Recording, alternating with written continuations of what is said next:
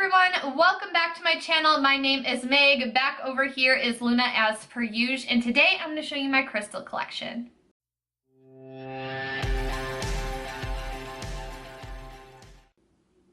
Whether you believe in crystals or not, I personally think that they are fascinating. Hopefully you do too. That's why I clicked on the video. And yeah, we can learn something new together.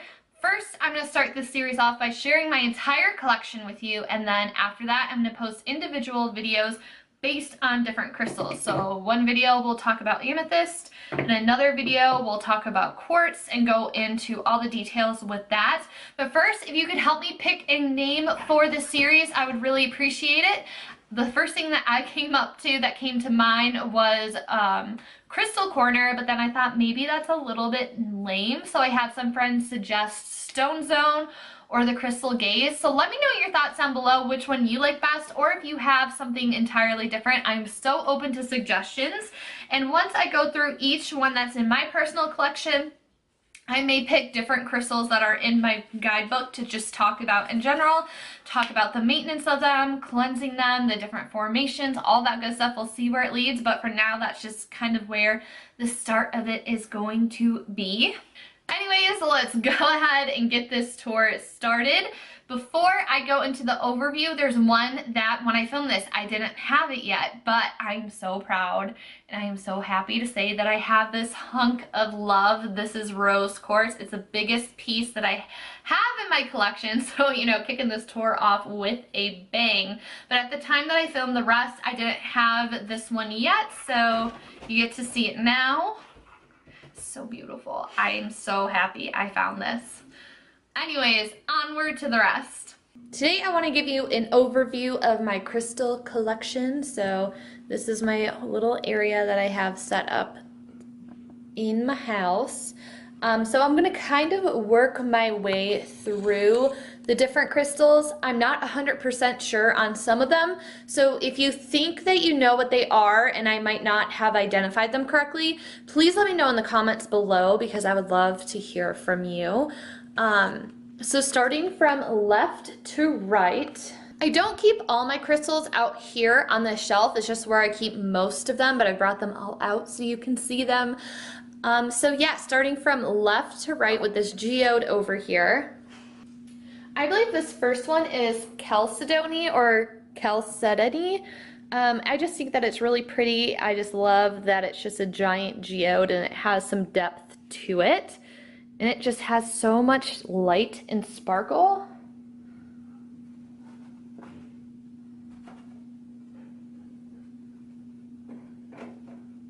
Then next I have this beautiful piece of amethyst.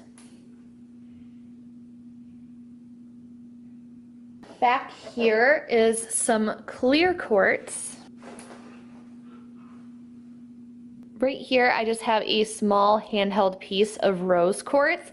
I want to get a really large piece for my coffee table in my living room, so I'm still on the hunt for that. I am 90% sure this is celestite. Again, if you think it could be something else, please let me know. I just really love the interesting shape of this. It was just drawn to me. It was calling my name. So I picked this up. This is one of my newer ones that I got in my home goods haul. If you want to check it out. Back here, again, is a really large and interesting piece. I think this is smithsonite. So again, if you think it could be identified as something else, please let me know in the comments. But again, this is just another show-stopping piece that just stood out to me. I believe is a geode of quartz. So if you think it could be something else, again, let me know. I am still pretty new into crystals. And back here is another piece of amethyst. So this piece I actually purchased from a crystal shop in Vegas, I think it was. This has its own backstory to it. I will get to it when I do the video on rose quartz. And this amethyst I purchased from a crystal shop in Arizona. All the other pieces that I have, I acquired at Home Goods. I do think that Home Goods has pretty inexpensive crystals. I think probably the most expensive piece I have was this one, and I think it was $20 for this. Even this guy over here, he was probably around $15. This was like $12. So it's pretty affordable and inexpensive in my opinion compared to some crystal shops that I've seen. And where I live, I don't really, like, there's not really a lot of them around, so that's just kind of where I go to get them. And in case you were curious about this little bookshelf that I have, oh, I also have like a little geode that's back over in that corner that was gifted to me. I'm not really sure what that is. So if you have any insights, let your girl know. Just to give you a quick overview on this decorated area, the M and J I got from a craft store probably Pat Catan's, and I just painted it white, and then I went around the edges with some gold paint. I have some lavender over here to the left that I got from the craft store, and this is a little Eiffel Tower vase that my aunt gifted to me because Paris holds a special place in my heart. Here I have a souvenir from the Paris Hotel in Vegas. It's like a little ceramic drink holder, but I've never used it for that. This is a hotel that Joe and I stayed in when we eloped in Vegas. Back in the middle is a collage that his aunt made for us from our wedding reception. And then moving along over to this side over here, back behind the amethyst, I have a jar. You can't really see it, but it has our monogram carved into it. But it's sand from the sand ceremony that we did. And then over here, I have Ganesh, and I have a little Buddha. Again, both of those I got from Home Goods. And back here is just a vase and some fake flowers that I use for my reception. If you're getting married, I highly, highly, highly recommend using silk flowers. It's just such a nice memento to have around the house. I have my bouquet over in the kitchen, and then my maid of honor didn't want to keep hers, so I also have that in my living room. On this second shelf, this Corona bottle, it has sand from 5 different beaches in the Outer Banks that I visited the one year, and over the years it keeps getting more and more compact. Right back here is a photo album that has all of our engagement pictures in it. This is a skull candlestick holder that I got at Home Goods. I have the second one in my beauty room so that you see in the background of my videos. Again, a conch shell from the Outer Banks.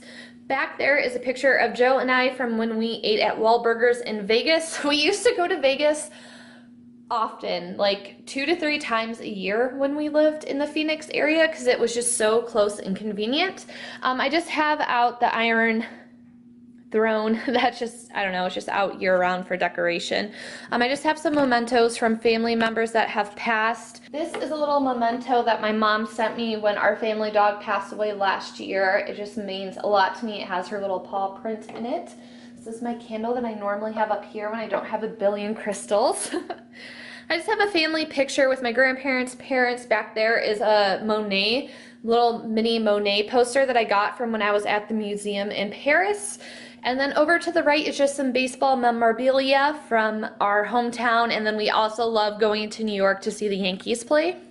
Next, I have my board game shelf. So I have Life, Clue, Cards Against Humanity, of course, that's always a good time, Jenga, Uno. I just have a book there because I ran out of book space on my bottom shelf. A picture from when we eloped in Vegas, and then the Game of Thrones Monopoly.